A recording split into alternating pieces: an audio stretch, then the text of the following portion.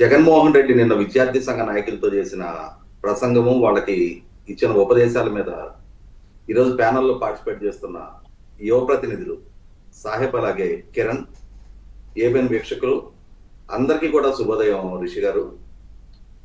తర్వాత ముందుగా నేడు 150 సంవత్సరాలు పూర్తి చేసుకుంటున్న వందే మాతర గీతానికి మనందరికీ గర్వకారణం, స్ఫూర్తిదాయకం. జాతిని స్వాతంత్రోద్యమ స్ఫూర్తి మీద ఆ స్ఫూర్తి రగిల్చిన వందే మాతర గీతాన్ని మరొకసారి మనందరం కూడా పునశ్చరణ చేసుకుంటూ మనందరం కూడా భారతీయులుగా అభినందనలు తెలుపుతున్నాం. జగన్మోహన్ రెడ్డి గారు నిన్న విద్యార్థి సంఘ నాయకులతో మాట్లాడుతూ విద్యార్థులకి ఓట్లు లేవు కాబట్టి ఇవాళ రాజకీయ పక్షాలు విద్యార్థుల గురించి పెద్ద సీరియస్ గా పరిగణలోకి తీసుకోవట్లేదు అంటున్నారు.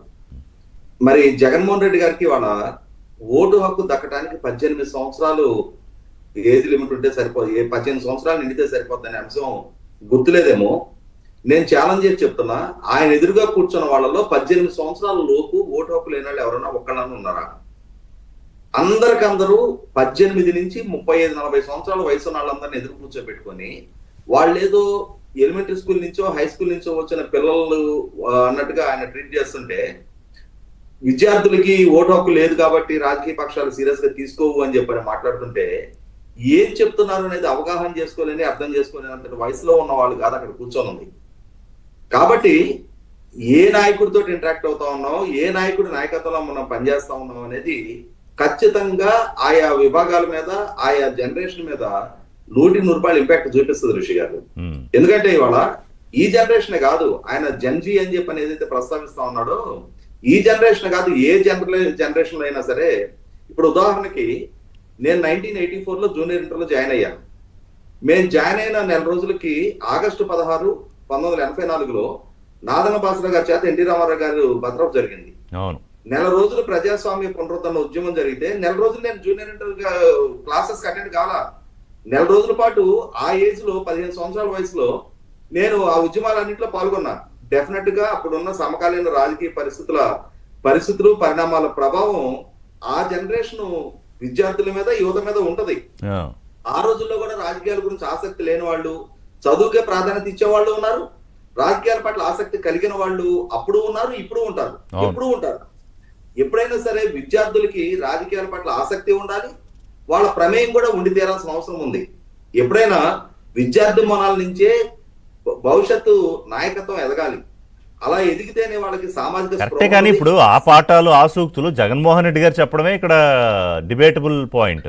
అదే చెప్తాను నేను. అంటే ఆయన చేసిన ఈ ప్రసంగంలో కొన్ని బుల్లెట్ పాయింట్స్ ఉన్నాయి. ఇప్పుడు ఒకటి, తాను చేసిన అభివృద్ధిని చంద్రబాబు నాయుడు గారు క్రెడిట్ కొట్టేస్తున్నారు అంటున్నారు.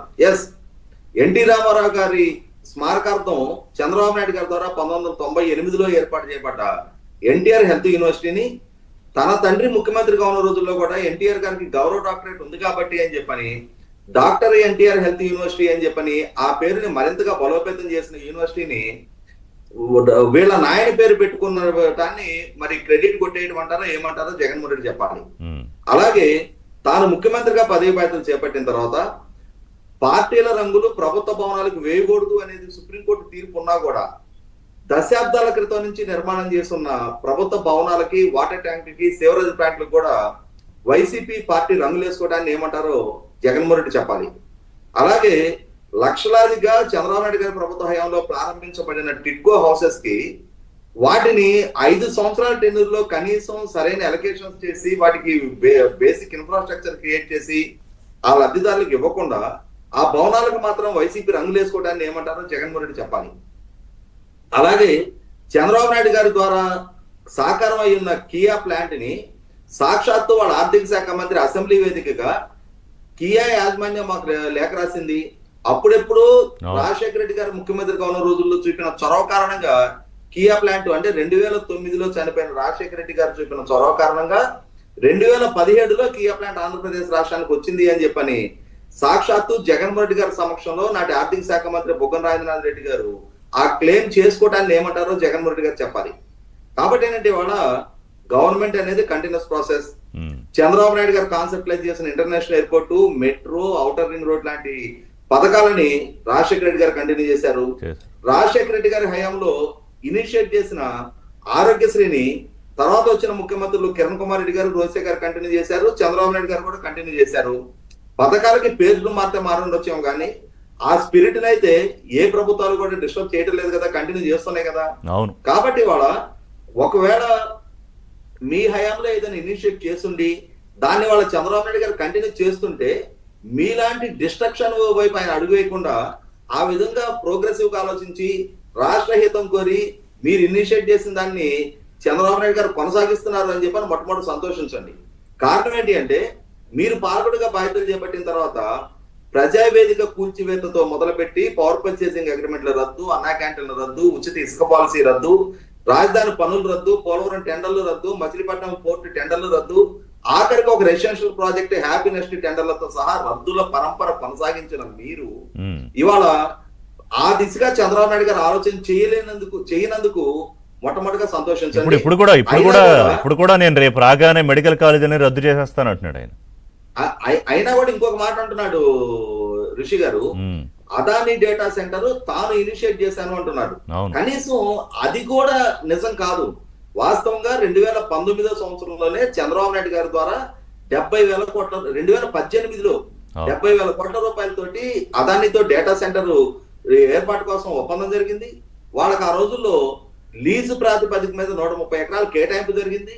అలా కేటాయింపు చేసిన ఒప్పందాన్ని జగన్మోహన్ రెడ్డి అధికారంలోకి వచ్చిన తర్వాత ఇంత ఖరీదైన భూములు వీళ్ళకి ఎలా కేటాయింపు చేస్తారు అని చెప్పి ఆ ఒప్పందాన్ని రద్దు చేసుకొని మళ్ళీ తిరిగి అదే అదాని దగ్గరికి వెళ్ళి ప్రాధాయపడి 70,000 కోట్ల స్థానంలో 13,000 కోట్లకు ఒప్పందం చేసుకొని 70,000 కోట్లకి 130 ఎకరాలు లీజ్ ప్రాతిపదిక మీద ఇస్తే 13,000 కోట్లకి 180 ఎకరాలు ఎకరం ₹1,00,00,000 సేల్ డీడ్ ఎగ్జిక్యూట్ చేశాడు జగన్మోహన్ రెడ్డి.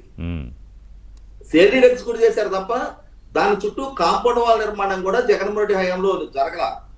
ఇవాళ ఇప్పుడు గూగుల్ డేటా సెంటర్ కేటాయించిన భూములకి నాడు అదాని కోసం కేటాయించిన భూములకి అసలు సంబంధం లేదు. అవును. అదే ప్లేసుల్లో కనుక ఇవాళ గూగుల్ డేటా సెంటర్ ఎస్టాబ్లిష్ అవుతుంటే ఇది ఆ రోజు నేను చేసిన కేటాయింపులు అని చెప్పని చెప్పుకోవడానికి కొద్దిపాటి అయినా సరే వాస్తవికత ఉంటది.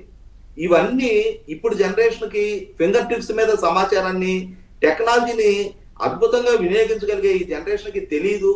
వాళ్ళు నేను ఏది చెప్తే అదే నమ్ముతారు. ఇప్పుడు అదే ఈయన మాట్లాడుతున్న అదే గూగుల్ ఏఐలో గూగుల్ ఏఐ ఉంటుంది మనకి, అందులో అడిగినా ఈ మొత్తం విషయాలన్నీ వచ్చేస్తాయి. ఆయనకి తెలుసండి, తెలియకేం కాదు. కాకుండా ఏంటంటే జగన్మోహన్ రెడ్డి ఆయన 2019 దగ్గరే ఆయన మైండ్ ఆగిపోయింది. 2019 ఎన్నికలకు ముందు ఆయన ఏది చెప్తే అది ప్రజల్ని నమ్మించగలిగాడు. ఆయనకు అనుకూలమైన సోషల్ మీడియా, ఆయనకు అనుకూలమైన ప్రశాంత్ కిషోర్ లాంటి వ్యూహకర్తలు, ఆయనకు అనుకూలంగా పనిచేసిన సొంత మీడియా, ఆ రోజుల్లో ఆయనకు అనుకూలంగా పనిచేసిన కొంతమంది కిరాయి మేధావులు ప్రజలన్నీ జగన్మోహన్ రెడ్డికి అనుకూలంగా పోలరైజేషన్ కావడంలో సహకరించారు. నాడు చంద్రబాబు నాయుడు గారి ప్రభుత్వానికి వ్యతిరేకంగా దుష్ప్రచారాలు చేశారు. జగన్మోహన్ రెడ్డి గారిని బ్రహ్మాండం, బజ్గోవిందం, పోరాట వీరుడు, ధీరుడు అని చెప్పని ఎలివేట్ చేస్తూ వచ్చారు. అలా చేసిన ఒక స్థాయిలో రాజేష్ గారు మీకు గుర్తుండే ఉంటుంది కదా, జగన్మోహన్ రెడ్డి గారిని అప్పటికి ఇప్పటికి అదే భ్రమలో కాదు ఏ స్థాయికి తీసుకెళ్లారంటే ఆయన భావి ప్రధాని అని కూడా కీర్తించారు. అవును. అంటే వాస్తవంగా జగన్మోహన్ రెడ్డికి ఉన్న మీడియా సపోర్టు, అతనుకున్న ఆర్థిక వనరులతోటి అతను ప్రశాంత్ కిషోర్ ని కాంగ్రెస్ పార్టీలో చేర్పించి కాంగ్రెస్ పార్టీలో అప్పటికి 23 అసమ్మతి నేతలు ఉన్నారు కాబట్టి తనకున్న మనీ అండ్ మజిల్ పవర్ తోటి మొత్తం కాంగ్రెస్ నాయకత్వాన్ని టేక్ ఓవర్ చేయడానికి ట్రై చేశాడు. క్యాప్చర్ చేద్దామని చూశాడు. క్యాప్చర్ చేద్దాం దాన్ని పసిగట్టిన తర్వాత రాహుల్ గాంధీ ప్రశాంత్ కిషోర్ ని బయటికి పంపించాడు. రైట్ సార్, ఒక బ్రేక్ తీసుకుంటా. కిరణ్ గారు, బ్రేక్ తర్వాత మీ దగ్గరికి వస్తా. అంటే ఆయన ఆల్రెడీ అభివృద్ధి చేసేసానన్న భ్రమలో ఉన్నారు. 40 లక్షల ఉద్యోగాలు ఇచ్చేసాను, అసలు రాష్ట్రాన్ని నేను అద్భుతంగా స్వర్ణాంధ్రప్రదేశ్ ఆల్రెడీ చేసేస్తే